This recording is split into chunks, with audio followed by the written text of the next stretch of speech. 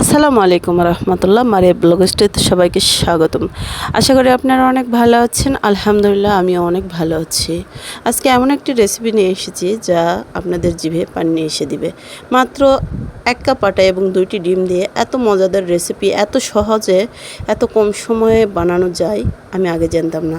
অবশ্যই পুরো ভিডিওটির সঙ্গে থাকবেন এবং মজাদার রেসিপিটি উপভোগ করবেন।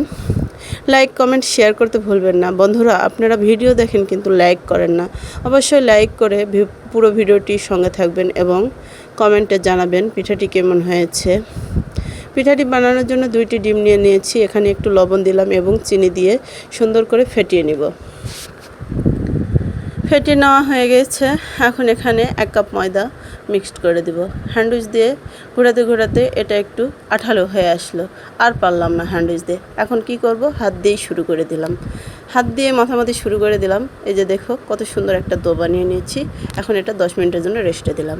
10 মিনিট পর আবার ফিরে আসলাম। দেখুন কত সুন্দর স্মুথ হয়ে গিয়েছে। এটা এখন 2টা ভাগ করে নিব। এই যে 2টা ভাগ করে নেওয়ার পর দেখুন এখন সুন্দর করে রুটি বেলে নিব। একটু পাকিয়ে পাকিয়ে রুটি বানিয়ে দিলাম। বন্ধুরা, তোমরা এখনও যারা যারা ভিডিওতে আসো অবশ্যই লাইক কমেন্ট শেয়ার করতে ভুলবেন না।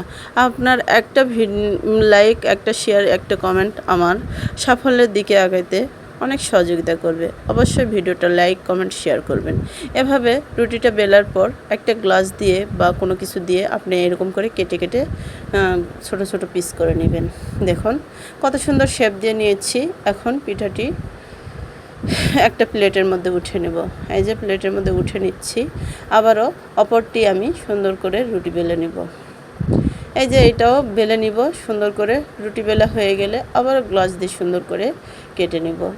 বন্ধুরা, এত কম সময়ে এই রেসিপিটি বানানো যায় আর খেতে এতটাই সুস্বাদু হয়ে থাকে যা বলে বোঝাতে পারবো না। এই যে সবগুলো রেডি হয়ে গিয়েছে। আমি কড়াইয়ে আগে থেকে তেল দিয়ে গরম করে রেখেছিলাম। এই যে দেখো কত সুন্দর দেওয়ার সাথে সাথে পিঠাটি হয়ে যাচ্ছে। এরকম করে বাসায় বানিয়ে খেলে অবশ্যই সকলের মন জয় করে নিতে পারবে। অবশ্যই আপনারা সকলে বাসায় এটা ট্রাই করবেন। আর খেতে যদি ভালো লাগে অবশ্যই পরবর্তী পিঠা কি বানাবো অবশ্যই আপনারা কমেন্টে জানাবেন। আপনারা কে কোন জেলা থেকে দেখছেন অবশ্যই জেলাটি কমেন্টে লিখে যাবেন। অসুস্থ শরীর নিয়ে আজও আমি এই পিঠার রেসিপিটি দিলাম আপনাদের মাঝে একটু বিনোদন পাওয়ার জন্য, একটু ভালো লাগার জন্য। দেখুন কত সুন্দর একটি পিঠার রেসিপি হয়ে গেল। দেখেই মনটা ভরে যাচ্ছে। তাহলে খেতে কতটা ভালো হবে বুঝেই ফেলেছেন। এরকম করে পিঠাগুলো ভেজে নিয়েছি। পরের বারেও সবগুলো পিঠা আমি সুন্দর করে ভেজে নিব। এভাবে পিঠাগুলো সবগুলো ভেজে নিলাম। দেখুন কত সুন্দর হয়েছে।